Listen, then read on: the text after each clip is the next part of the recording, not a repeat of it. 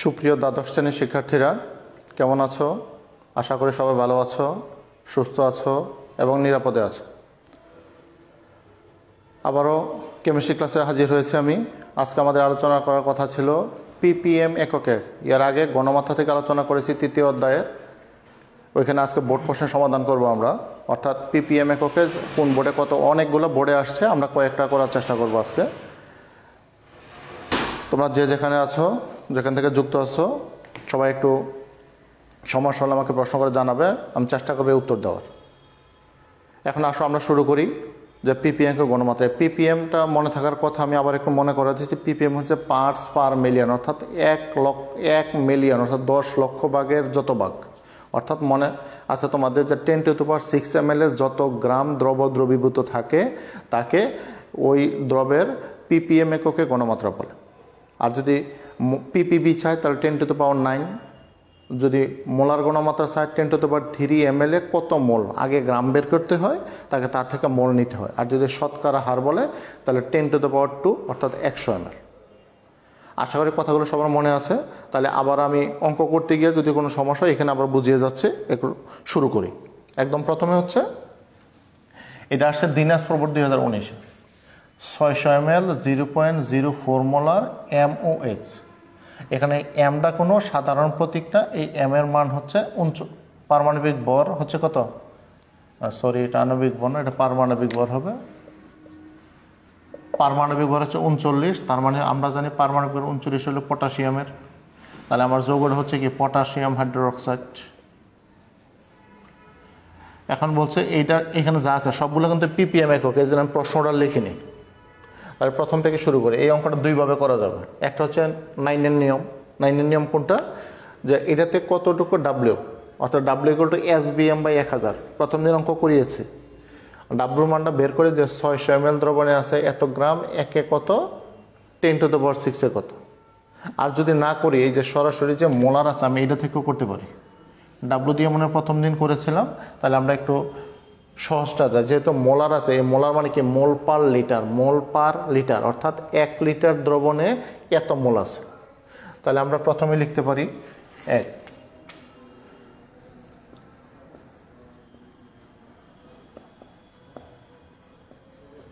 দেওয়া আছে গণমাত্রা সমান 0.04 মোল পার লিটার। কারণ তোমরা জানো এই মোলার যেই কথা, মোল পার লিটার এক কথা। তাহলে আমি যদি এটাকে করি মোল পার লিটার থেকে যদি গ্রাম পার লিটারে নিই, তাহলে কী করতে হয় 0.4 ইন্টু হলো 56, তাহলে এবার হলো গ্রাম পার লিটার। কেন করলাম এই কাজটা আমি, কারণ আমার কিন্তু সংজ্ঞা ছিল স্থির তাপমাত্রায় 10⁶ ভাগ দ্রবণের যত ভাগ দ্রবীভূত থাকে তাকে পিপিএম এককে গণমাত্রা বলে। তাহলে এই জন্য আমি গ্রামে নিব, এই জন্য আমি এটাকে আর মোল সংখ্যাকে আণবিক ভর দিয়ে গুণ দিয়ে আমি গ্রামে নিয়ে গেলাম। তাহলে এটা যদি করি তাহলে আমার আসে মনে হয় 424,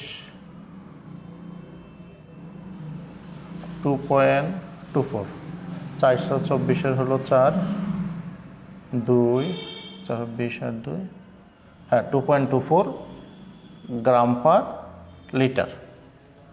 এখন 1 লিটার যেই কথা, 1000 মিলিলিটার একই কথা। তাহলে এটাকে আমি এইভাবে লিখতে পারি 2.24 গ্রাম পার 1000 ml। লিখতে হবে শর্ত না, তুমি কিন্তু ঐকিক নিয়মে করলেও পারতে। আমি একটু ভেঙে ভেঙে আসছি একটা যাতে বুঝো তোমরা, পরেরগুলো কিন্তু লিখবো না আমি। তাহলে এই জিনিসটা থেকে কি লিখতে পারি, যে 1000 ml দ্রবণে দ্রবীভূত আছে কত গ্রাম, 2.24 গ্রাম। তাহলে 1 ml দ্রবণে দ্রবীভূত আছে কম, তাহলে 2.24 বাই হচ্ছে 1000। তাহলে আমার যেহেতু পিপিএম চেয়েছে, আমার বের করতে হবে কততে, 10⁶ ml। অতএব 10⁶ ml দ্রবণে দ্রবীভূত আছে 2.24 ইন্টু 10⁶ 1000। তাহলে আমার এন 3 কেটে গেলে থাকবে হলো 2.24 ইন্টু 10⁻³ গ্রাম। তাহলে আমার এটার এককে গণমাত্রা হচ্ছে কত? অতএব গণমাত্রা হচ্ছে 2.24 ইন্টু 10⁻³ ppm। আশা করি বুঝতে পেরেছ। এখন আমার এই নিয়মে তোমাকে করতেই হবে এটা কিন্তু আমি বলিনি, তুমি কিন্তু এটা থেকেও করতে পারতে। এই যে W=SBM দিয়ে এখানে কত গ্রাম MOH আছে এটা বের করতে, তাহলে লিখতে পারে 600 ml দ্রবণে আছে এত গ্রাম, একে কত 10⁻6 ml কত, তাহলে মিলে যাইতো। গতদিন কিন্তু আরেকটা নিয়ম দেখিয়েছি আমি, মনে আছে তো? মিলিগ্রাম এককে নিলেও কিন্তু ppm এককে মান মিলে যায়। তাহলে সেই ক্ষেত্রে যদি আমি কি করতাম, এই যে এই জায়গাটা আছে, এই যে দেখো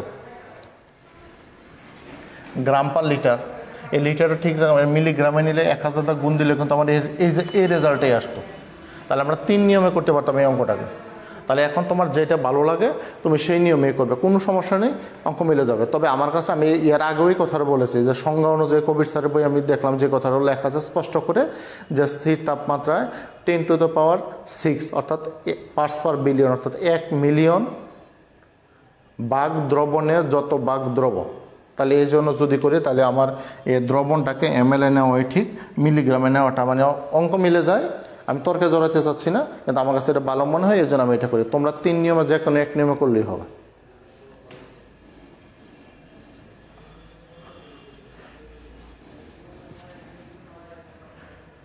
তাহলে 1 নম্বর শেষ হলো আমাদের।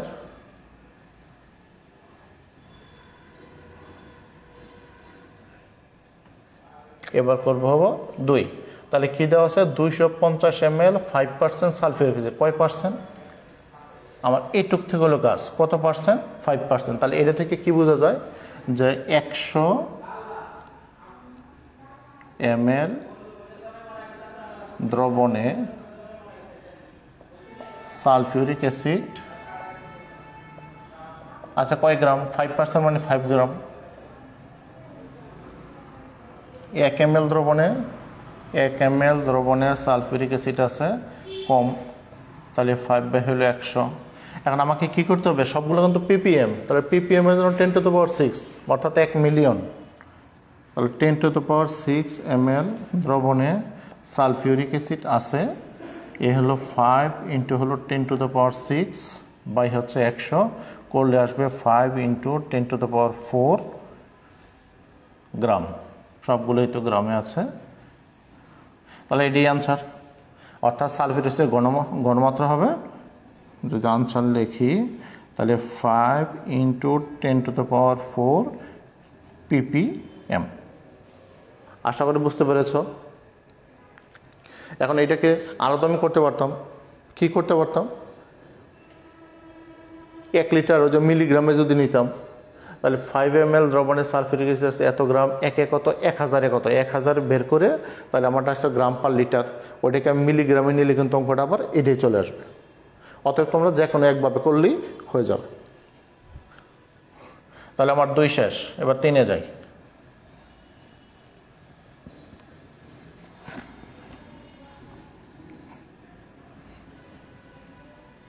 দেখো কি দেওয়া আছে? 50 ml 0.2 মোলার নাইট্রিক অ্যাসিড। তাহলে 3 নম্বরটাকে আমি ওইভাবে করে দেবো একটু প্রথমটা, অর্থাৎ এটা একটা বিকল্প নিয়ম করি।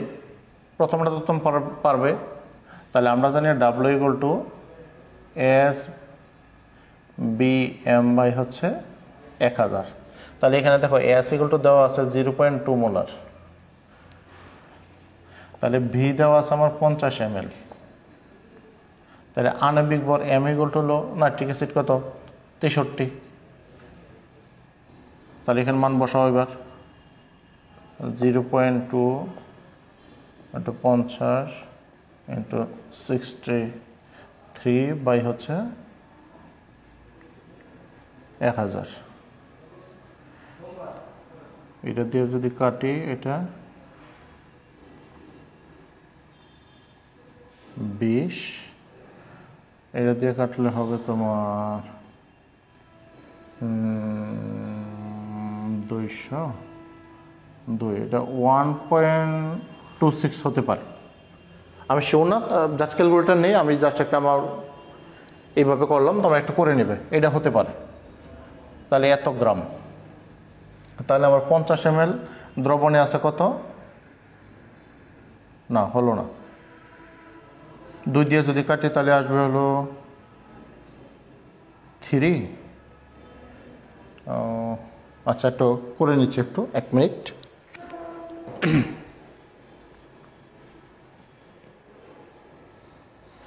যোগটা একটু লেখে নিই ভালোভাবে, যেহেতু করতেই হচ্ছে। এর ছিল 0.2 ইন্টু বি হচ্ছে 50, আণবিক ভর হলো 63 বা হলো 1000।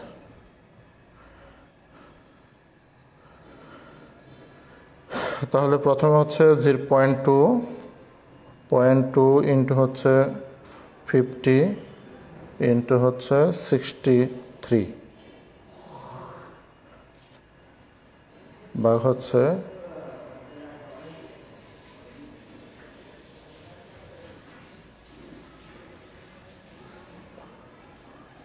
আস্তে আস্তে আমার 0.63। তাহলে এইটুকু আছে আমার কতটুকুর মধ্যে, 50 ml। তাহলে এখন আবার দ্বিতীয়বার যদি করি, তাহলে 50 ml দ্রবণে আছে, আবার বলবো না কি আছে, কি আছে মানে হচ্ছে নাইট্রিক অ্যাসিড আছে, সংক্ষেপে করতেছি, কত গ্রাম, 0.63 গ্রাম। তাহলে একে আছে কত, কম, তাহলে 0.63 বাই হচ্ছে 50, অতএব 10 টু দ্য পাওয়ার 6 ml দ্রবণে আছে, তাহলে 0.63 into 10 to the power 6 by হলো 50। তাহলে ভাগ দিলে আসে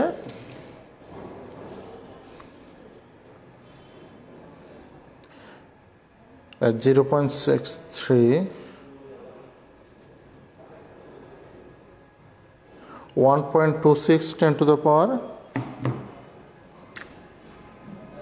1.26 into 10 to the power 4। যদি ভুল না করে থাকি, সায়েন্টিফিক ক্যালকুলেটর নয়, তোমরা একটু করে নেবে, এত গ্রাম। তাহলে আমার ppm এককে মান হচ্ছে এটা। এখন আমি কিন্তু এটা না করলেও পারতাম, মানে এটা একটা নিয়ম করছে, আরেকটা নিয়ম ওইভাবে করে দেয়, একটু আগে যেটা করেছিলাম একটু খেয়াল করো। এটা মুছে ফেললাম একটু। আমার গণমাত্রা ছিল কত,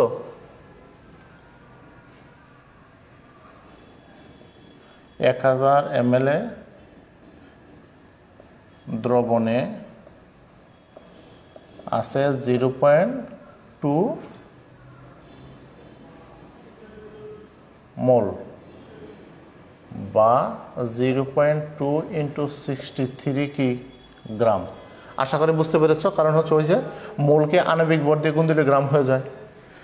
তাহলে 1 ml দ্রবণে আছে, এটা গুণ করলে হবে 126 গেলে 3 দুগুণে 6, 3 দুগুণে 6, 6 দুগুণে 12, হ্যাঁ ঠিক আছে, বাই হলো আমার 1000। তাহলে আমার বের করতে হবে 10 টু দ্য পাওয়ার 6 ml দ্রবণে আছে 12.6 ইন্টু হলো আমার 10 টু দ্য পাওয়ার 6 বাই হলো আমার কত, 1000। তো এটা কাটলে হবে 12.6 ইন্টু 10 টু দ্য পাওয়ার 3, অর্থাৎ 1.26 into 10 to the power 4।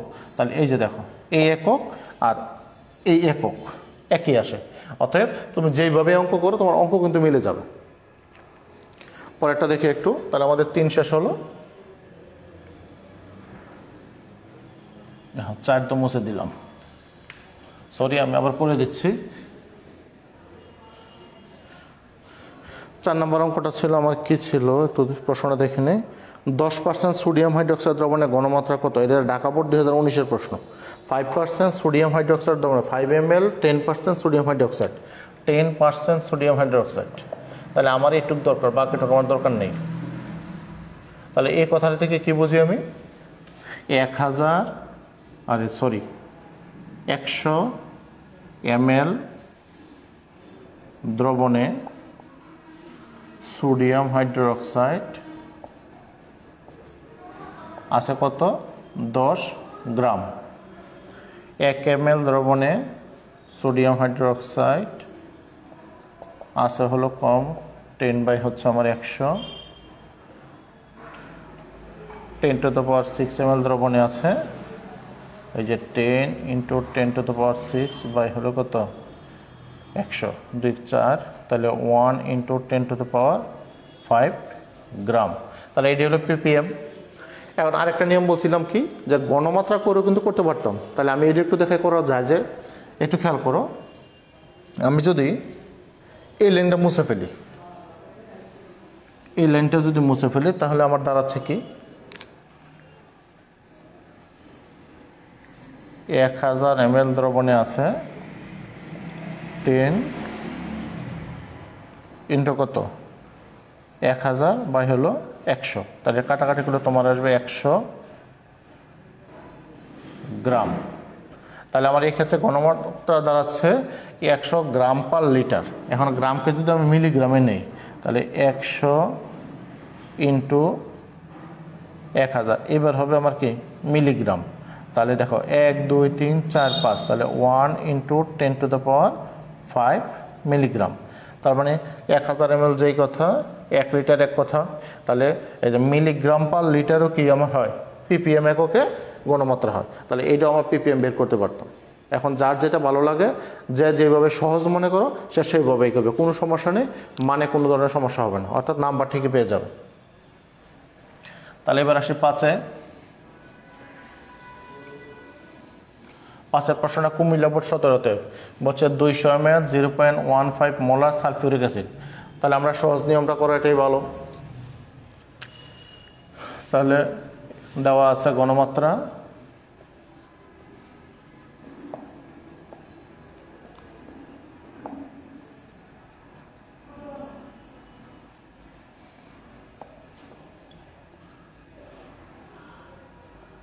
.15 molar. এই মোলার মানে হলো কি মোল পার লিটার। এই মোল পার লিটার যে কথা 0.15 ইন্টু আণবিক হলো 98 গ্রাম পার লিটার হয়ে গেল।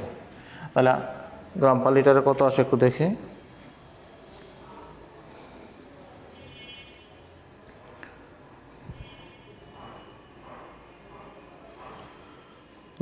.15 ইন্টু 98 আসে আমার 14.7, তাহলে 14.7 গ্রাম পার লিটার। তা অর্থাৎ 1 লিটার মানে 1000 ml। তাহলে এটা যদি 1000 লিখি, তাহলে গ্রাম পার 1000 ml, অর্থাৎ 1000 ml দ্রবণে আমি কাজ করতেছি কি নিয়ে, সালফিউরিক অ্যাসিড নিয়ে। তাহলে H2SO4 আছে কত গ্রাম, 14.7 গ্রাম। 1 ml দ্রবণে সালফিউরিক অ্যাসিড আছে